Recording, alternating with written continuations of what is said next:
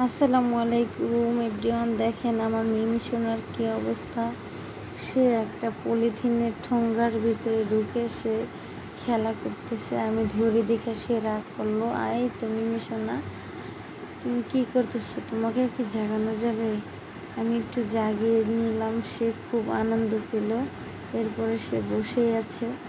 আমি অনেকক্ষণ ধরে তাকে নিয়ে দুষ্টুমি ফাজলামি করতেইছিলাম। এক পর্যায়ে সে আমার সাথে এত পরিমাণ রাগ করলো, আমাকে হাত দিয়ে থাপ্পড় মারলো 2-3টা। তাও আমি হার মানলাম না। তাকে পলি ভরে, যেহেতু সে পলিতে খুব এনজয় করতেছে, আমি তাকে নিয়ে একটু হাঁটাহাঁটি করলাম। তারপরে আপনাদের ভাইয়া যে রুমে, ওই রুমে আমি রেখে আসলাম। এই ছিল আজ মিমি সোনার গল্প।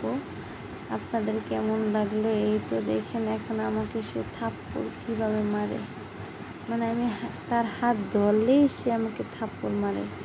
এটাই বুঝলাম না, সে আমার সাথে এই ব্যবহারটা করতে পারলো বলেন তো? আপনাদের কার কার মিমি সোনার কাহিনী ভালো লাগে জানাবেন। সে অনেক দুষ্ট, আর সে এখন অসুস্থ, তার বেবি হবে। সবাইকে দাওয়াত রইল, আসবেন। আমাদের নতুন সদস্য আসলে আপনাদের দাওয়াত। আজ এই পর্যন্ত মিমি সোনার গল্প ছিল। মিমি সোনা একটু অসুস্থ, তার খাবার দাবারও আগের থেকে অনেকটা কম। সে শুধু একটু চিকেন আর ফিশেই ট্রাই করে, তাছাড়া আর কিছু না। এরপরে আমি কালকের কিছু শট নিয়ে নিলাম, যেহেতু সকালে আমি বাহিরে হাঁটতে যাই। আগারগা নতুন রাস্তা কে কে চেনেন বলবেন আমাকে।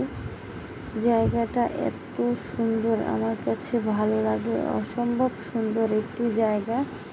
আমরা 3 জন আসলাম, আমি, আমার ছেলে, আমার মেয়ে। মাছের বাজারে ঢুকলাম। সবজি তো দেখলেনই। সবজির বাজারে ঢোকার পরে আমি মাছের দাম জিজ্ঞেস করলাম। এত পরিমাণ দাম মাছের, যা বলার মতো না। আর এত সুন্দর সুন্দর মাছ দেখে অবাক হয়ে যাওয়ার মতো। আর এই পাশে এক পর্যায়ে আমার জিনিসটা খুবই ভালো লাগলো। মাছ কিনে তারপর কেটে পরিষ্কার করে, তারপর হেল্পিং হ্যান্ডরা ওরা পরিষ্কার করে দেয়। বাসায় আয়না আমাদের যারা গৃহিণী আপুরা আছি, তাদের একটু কষ্ট কমানোর জন্য। অবশ্য তারা টাকা নেয়, কিন্তু টাকা নিলেই যে সব কিছু হয় তা তো না। কথা আপনারা একবার মাছগুলো দেখেন, এত বড় সাইজের মাছ। সকাল সকাল টাটকা টাটকা একবারে জীবিত চিংড়ি, তারপরে বাইং মাছ, ট্যাংরা মাছ, এগুলো ছোটোগুলো। এত পরিমাণ ভালো লাগছিল। আমার ছেলে বললো কি, আম্মু তুমি সবগুলো একটু একটু একটু নিয়ে নাও না। আমি তো অবশ্য মাছ কেনার প্রিপারেশন নিয়ে যাইনি, তারপর আমি একটু